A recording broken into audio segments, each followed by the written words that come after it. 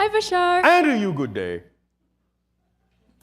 I'm very excited to be here talking We to are you. excited to speak with you as well. What would you like to discuss?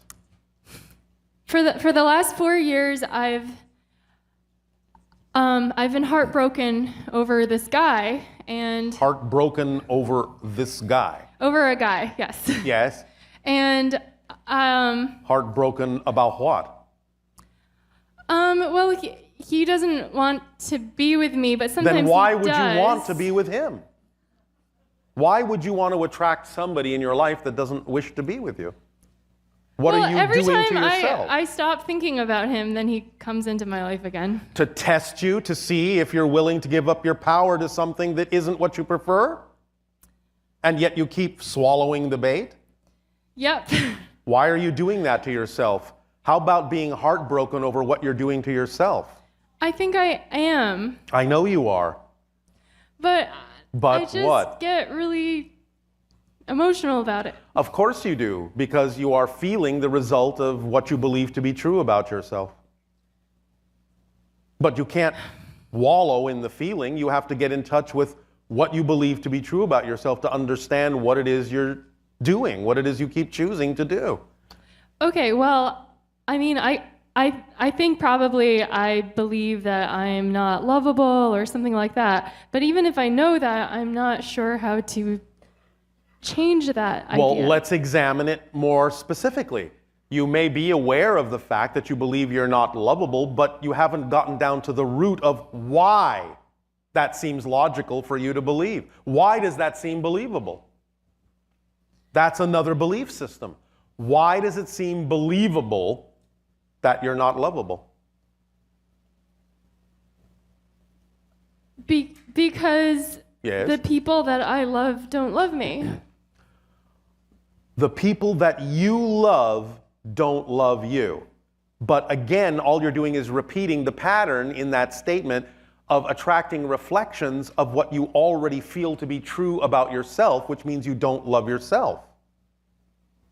So what else could you possibly attract if that's how you feel about yourself, other than people who will reflect to you your inability to love yourself, which is what they're doing. And You can't be surprised by that if you don't love yourself.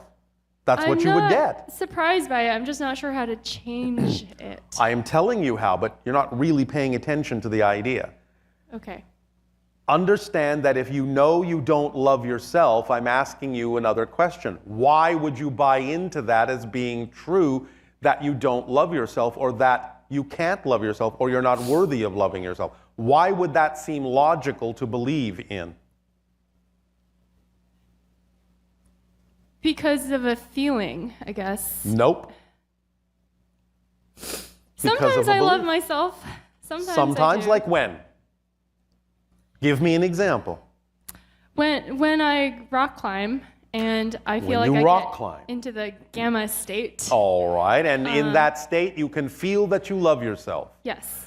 So let me ask you a very important question. Okay. What's the difference that you're making in your definitions between loving yourself when you rock climb and other circumstances in your life?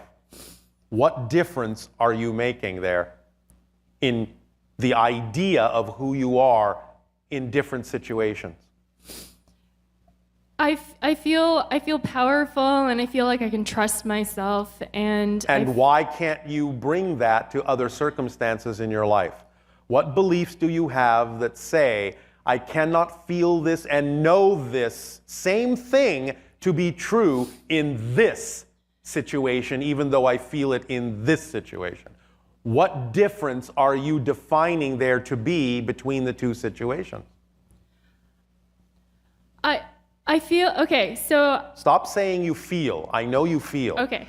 But what are you defining to be I have true? a definition that to Yes. be lovable, Yes. you have to prove yourself materially. What does that mean? Make a lot of money, just... Why do you believe that to be true? Because... Do you believe that to be true? No. Not really. But the people that I love believe it to be true. So what? You're not them. They're not you. They're not living your life. Why do you have to believe as they do?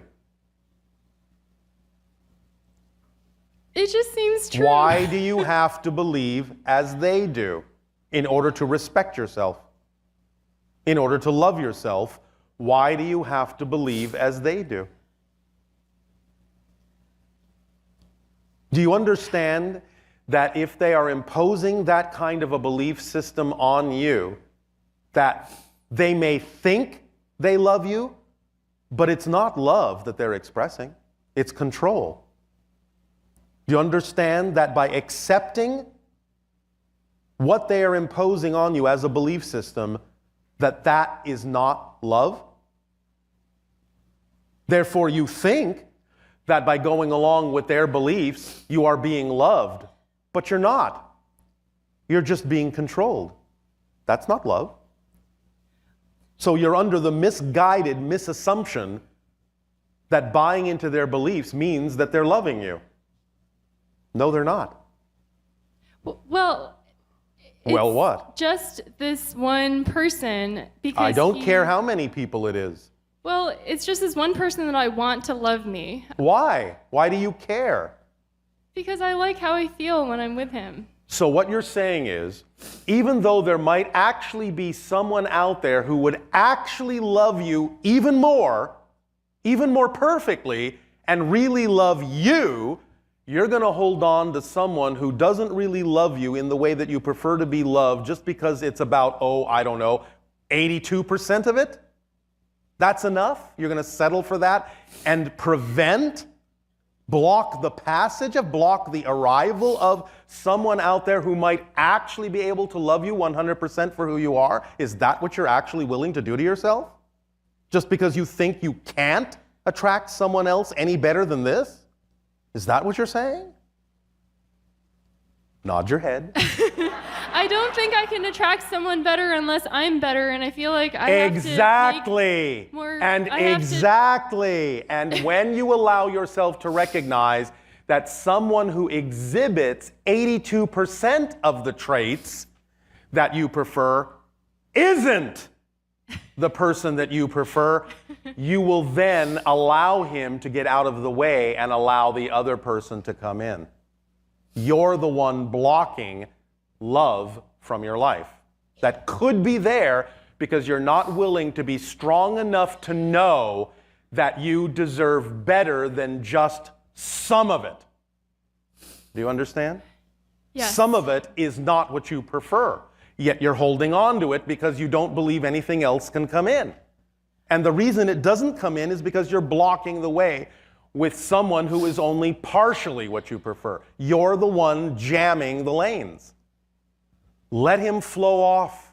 Let him flow by, because whoever does show up, you won't care who it is because they will feel correct. Let me ask you a question this way. Have you ever had any other relationships before this one? Yes. Well, how did this one come about if you didn't let the other ones go? Okay, right. Thank you. Obvious, isn't it? So what's so different about this? All you've done is attract to yourself something to test yourself to see if you're willing to put up with something that is a half measure, as opposed to standing firm in what you know to be true for you, that you prefer, and letting your life flow that to you. You're actually willing to shortchange yourself. Why? If it happened before that you let someone else go their way because something more came in, what's so difficult about doing it again if you understand that something else can come in if you don't block it from doing so, just like it did before? I feel like I'm getting too old. Oh, how old are you? I'm 30. I beg your pardon? 30? Yes, but on this planet, that's... Oh, no. Excuses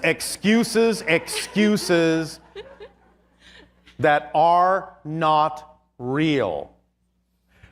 You have a saying on your planet that is very wise. Yes? Fear, F-E-A-R, false evidence appearing real. Yes? False evidence appearing real. The fact that you're 30, the fact that you're on Earth, the fact that a lot of people say, well, that biological clock is ticking. You'd best marry soon or you're going to be a dried up prune. Is absolute nonsense. Now, yes, we understand there's a collective consensus reality. There are certain things that you've agreed to with the collective consensus that you all abide by that are general, very general truths for a lot of you. That doesn't mean that every single aspect of that has to apply to you individually. And if you simply allow yourself to really fully be yourself, then whatever it is actually needs to be in your life, that is relevant to be in your life, will be in your life. Because it cannot be not in your life. When we talk about, again, excitement being a complete kit, that's what we mean. Everything that's relevant will happen. There is only one exception to this. You've made all your agreements, you've made all your appointments. If you don't worry about them, you'll keep them. The things that need to happen will happen in perfect timing by the agreements you've already made in this life and before this life, about this life. The only way to miss your agreements is to spend your time and energy worrying you will miss the agreements. That's how you miss the timing. By spending time and energy worrying you'll miss your timing. That's the only way to miss your timing. If you don't worry about missing your timing, you cannot miss your timing. Okay, I understand that. Maybe you do, and maybe you don't. I've heard you say that before. Yes. Question. Yes. Aren't there multiple or infinite realities? So yes.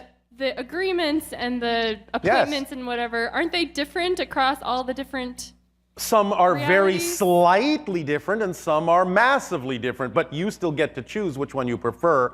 That's how you fit into the niche and the path that is you by being your full self and knowing that whatever has to unfold that is relevant for you as a unique consciousness and a unique perspective will be exactly what you need to get a reflection of the fulfillment that you create in your state of being.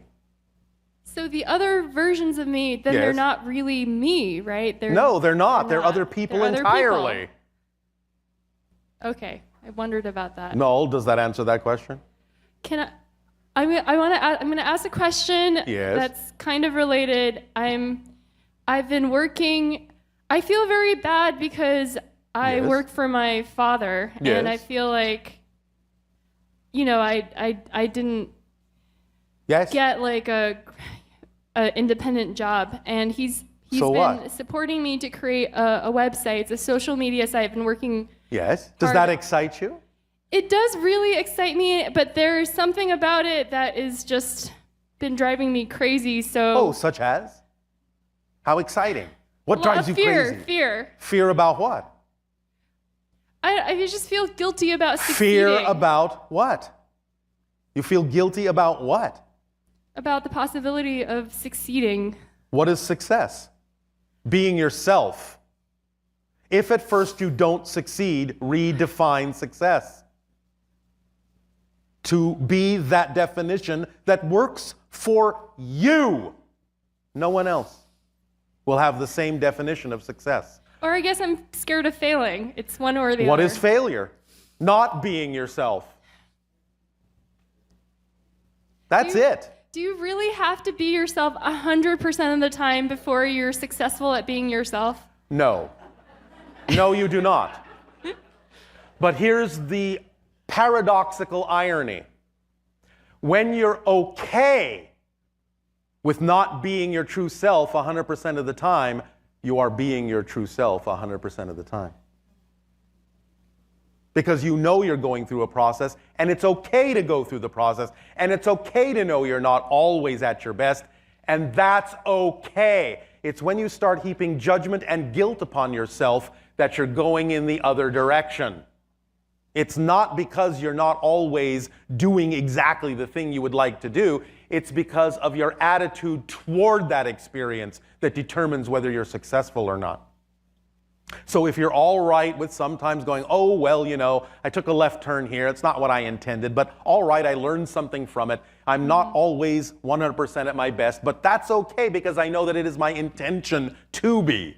And therefore, by acknowledging that it's okay to have gone down that path, even if it wasn't what I preferred, I know that overall I'm okay and have a self-correcting, self-guiding system that will always course correct and bring me back to where I prefer to be. That is success. Not because you achieve a goal. Not because something comes to fruition in the way you thought it would. Success is being okay with yourself at every moment, even when you're not okay with yourself. That's okay. If you heap judgment and guilt upon yourself, that's what stops you from being a success. Because many, many people in your reality who you would look at and go, oh, that's a very, very successful person, that's their secret, is they don't give up. They don't get down on themselves for suddenly maybe being out of alignment with who they prefer to be. They learn from it. They get back into alignment. They say, okay, lesson learned. Let's move on. That's success, because the process of your entire life, the process is the point. The journey is the destination. You're not trying to get anywhere. All you're doing is attempting to be more of yourself to the best of your ability. And if you're doing your best, that's all you need to do, and that's a success. Does this help? Yes, it does. Do you feel a little bit more relaxed about yourself? I do. Then that is the measure of success. All right? Thank you, Bashar. You are welcome.